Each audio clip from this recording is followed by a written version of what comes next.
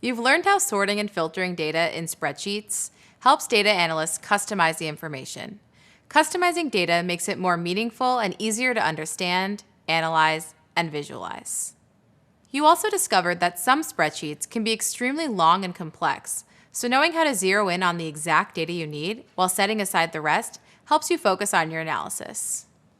This is also true for databases. Sometimes a dataset is too large to download or it won't fit in a spreadsheet. So a data analyst will use SQL to create a query to view the specific data that they want from within the larger set.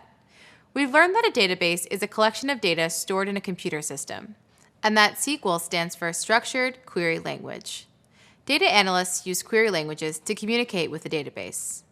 In an earlier video, you also learned that a relational database contains a series of tables that can be connected to form relationships. These relationships are represented by primary and foreign keys. Data analysts write queries in order to get data from these tables. Let's see how this works. We'll start with our table viewer. Here we can see what public datasets are available. We'll scroll through the data before we start using it to get a feel for what it's all about and to make sure it's clean.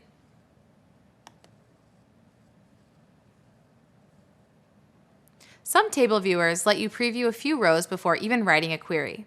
This is helpful if you want to take a quick look to be sure the dataset will be right for your project. To show you how this works, let's check out a sample dataset. This one shows how much sunlight hits rooftops in a year.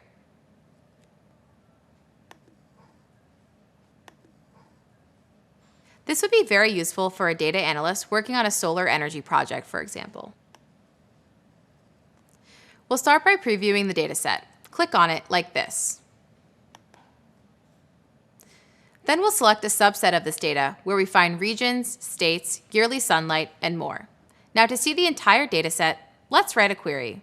The first step is finding out the complete correct name of the dataset. To do this, select the dataset, solar potential by postal code, and select Query Table. The name of the dataset is shown inside the two backticks.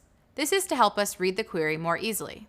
We can also remove the backticks in this case, and our query would still run.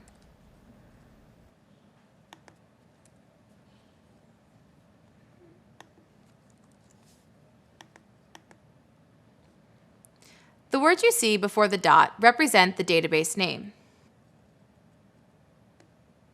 and the words after the dot represent the table name.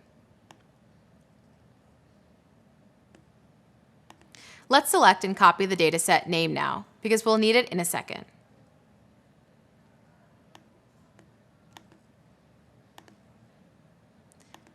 Now we'll click on the plus sign to compose a new query.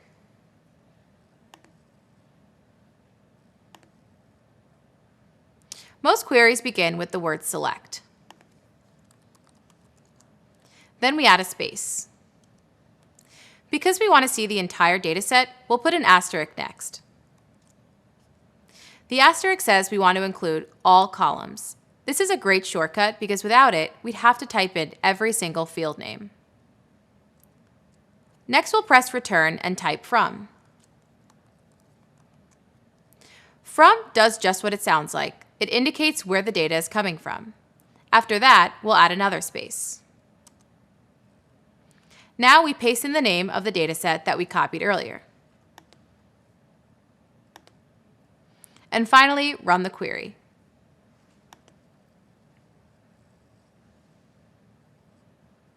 Now we can carefully inspect the dataset before we begin working with it. One important thing to keep in mind, SQL queries can be written in a lot of different ways, but still provide the same results. For example, we could have written this query as one long line of instructions, like this. And we'd still get the same results. The additional lines and spaces don't impact the query's outcome, but they keep your query organized and easier to read for yourself and others. Now, if the project doesn't require all of these fields, we can use SQL to view a particular piece or pieces of data. To do this, we specify a certain column name in the query. For example, maybe we only want to see data from Pennsylvania. So we'd begin our query the same way we just learned. Select, space, add an asterisk. then from our solar potential database. But this time, we'll add where. Where also does exactly what it sounds like. It tells the database where to look for information. In this case, the state name column. So add a space and state_name, the name of the column. Now, because we only want to see data from Pennsylvania, we add an equal sign and the word Pennsylvania with single quotes around it.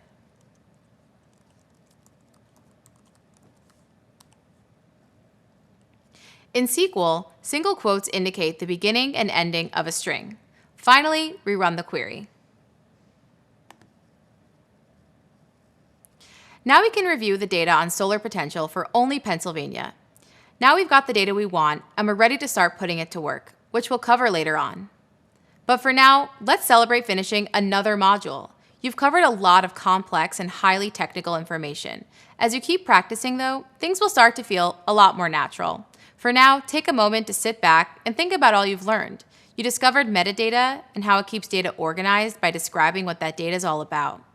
You've seen how internal and external data are accessed and how data analysts use them to find compelling insights to solve business problems. And you can sort and filter your data to really pinpoint the information you need. Finally, you just learned about queries and you even practiced writing some. Coming up, you'll have a few readings and then a weekly challenge to test your knowledge. This will help you confirm that you've understood what we've worked on in these videos. And as always, if you're ever unsure about a question, I highly encourage you to review the videos and readings to find the answer. You're the data detective now, so use those skills. Keep up the great work, and I'll see you after the weekly challenge.